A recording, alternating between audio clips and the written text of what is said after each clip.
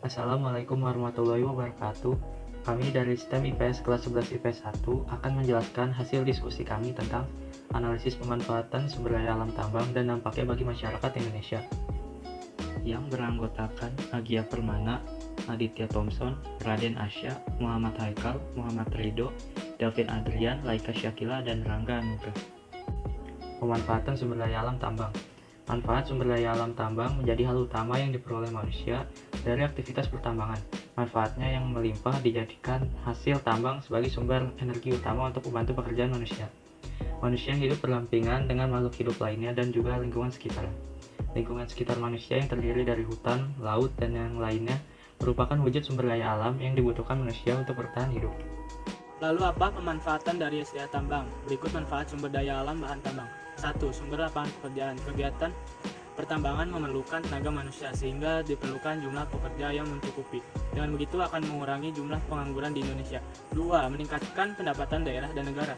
Manfaat sumber daya tambang bagi Indonesia adalah meningkatkan pendapatan pertambangan, memberikan devisa terbesar bagi negara. Yang ketiga, bebas biaya impor dengan menggunakan hasil tambang sendiri. Maka Indonesia tidak memerlukan impor bahan tambang dari negara lain.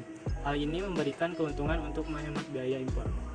Apa dampak dari pemanfaatan sumber daya alam oleh manusia? Pemanfaatan sumber daya alam akan berimbas kepada kesejahteraan kehidupan manusia, karena kebutuhan-kebutuhan hidupnya akan terpenuhi.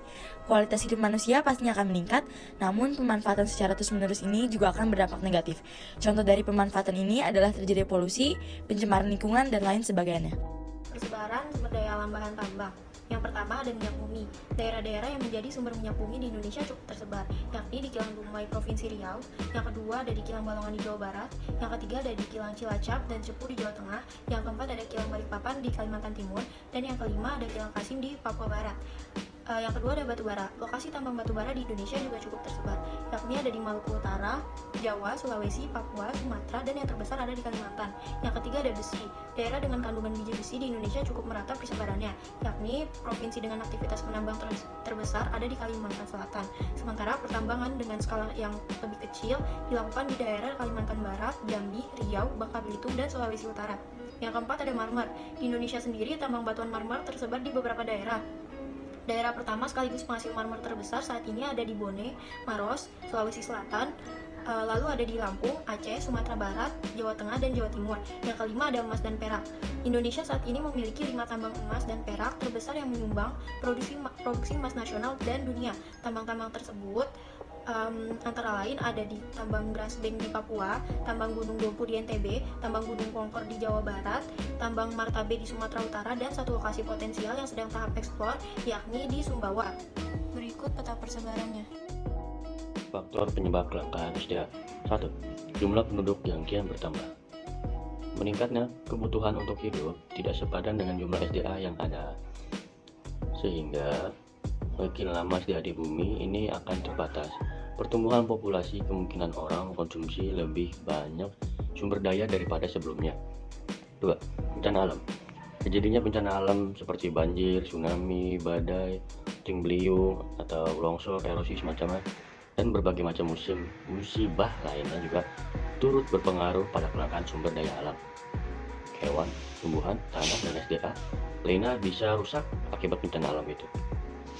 3. Kerusakan sumber daya yang tidak dapat diperbaiki. Penyebab kelangkaan SDA yang bisa diakibatkan dari rusakan sumber daya tersebut, misalnya udara bersih. Ketika udara bersih tercemar, mulai ada pencemaran, polusi, maka tidaklah mudah untuk membersihkan udara yang bersih yang sudah tercemar dan menjadi langka. 4. Keserakahan manusia. Manusia bersifat serakah dan tidak selalu merasa cukup atas apa yang dimilikinya bisa menjadi salah satu faktor penyebabnya. Kelangkaan sumber daya alam, penebangan hutan secara sembarangan, membakar hutan, membuang sampah tidak pada tempatnya adalah beberapa contoh dari bentuk eksploitasi alam yang mencerminkan sifat serakah pada manusia. Dampak dari kelangkaan sumber daya alam. 1. Jumlah produksi yang semakin menurun. Apabila sumber daya alam yang tersedia semakin langka, maka tidak akan ada cadangan atau bahan mentah yang digunakan untuk produksi barang, sehingga tidak heran jika jumlah produksi kebutuhan manusia juga akan semakin berkurang. 2. Pendapatan masyarakat akan semakin turun. Turunnya jumlah produksi mau tidak mau akan berimbas pada pendapatan suatu perusahaan, Jika tingkat produksi barang dan perusahaan tersebut mengalami penurunan, maka itu akan berpengaruh pada tenaga kerja. 3. Harga-harga barang semakin mahal. Apabila sumber daya alam yang tersedia semakin berkurang dan langka, maka jumlah barang yang akan diproduksi juga akan semakin berkurang. Banyak sekali sumber daya alam yang menjadi bahan utama dalam memproduksi barang-barang yang dibutuhkan manusia, seperti emas, kayu, minyak bumi, dan sebagainya. Jika sumber daya alam tersebut semakin langka ditemukan, maka semakin produksi barang akan menurun jumlahnya dan itu akan berimbas pada kenaikan harga barang yang semakin mahal. Ya, kenaikan harga semakin tinggi tidak lain disebabkan karena cadangan sumber daya alam yang semakin langka. Cara mengatasi kelangkaan SDA. 1. Menyusun skala prioritas untuk memenuhi kebutuhan hidup manusia perlu membuat perencanaan. Perencanaan ini disusun berdasar prioritas dari mulai yang penting hingga yang tidak penting. Penyusunan skala perencanaan ini membuat salah satu untuk mengatasi kelangkaan, karena menggunakan alat pemuas kebutuhan berdasarkan sifat mendesak atau tidaknya alat pemuas ini harus dipenuhi. 2. Menghemat penggunaan sumber daya alam. Meski hasil alam ini berlimpah, namun jika manfaatannya tidak dibatasi, maka lambat laun akan menipis dan kemudian habis. Manusia diharapkan bijak dalam memanfaatkan sumber daya alam ini, bukan mengeksploitasi secara berlebih. Kita perlu mengingat bahwa bumi dan seluruh kekayaan alam di dalamnya bukan warisan dari leluhur, melainkan merupakan pinjaman dan anak cucu dan cicit kita. 3. Memelihara kelestarian alam. Setiap hari ribuan pohon ditebang untuk memenuhi kebutuhan produksi kertas. Bukan hanya itu saja, kayu-kayu keras juga banyak ditebang, kemudian diekspor sebagai barang mentah. Penebangan hutan secara besar-besaran akan membuat yang menjadi habitat hidup pohon ini akan menjadi gundul dan gersang.